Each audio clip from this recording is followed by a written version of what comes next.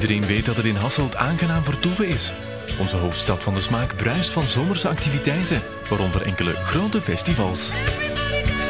Ambiance voor jong en oud, daar zorgt Rimpelrock ook dit jaar voor.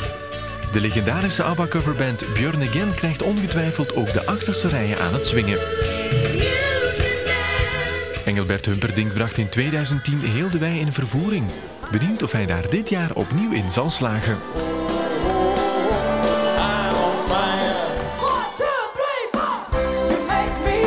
En natuurlijk mogen we de artiesten van bij ons niet vergeten. Met Natalia, Frank Galan, Frees Soufrio en Jan Smit. En je weet hoeveel ik van je hou. Heel mijn hart staat open voor jou. Pukkelpop lokt festivalgangers van over heel de wereld naar Kiewit. Verdeeld over 8 podia zullen ongeveer een 200-tal bands het beste van zichzelf geven.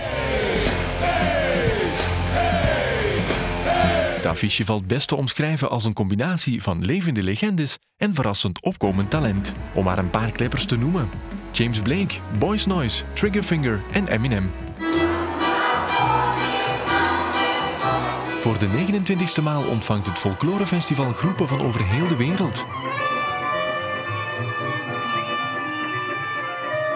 Dit jaar verwelkomt Hasselt groepen uit Canada, Paraguay, Slowakije, Ecuador, Rusland en Polynesië. De Boezroenen, die het festival organiseren, treden zelf ook op.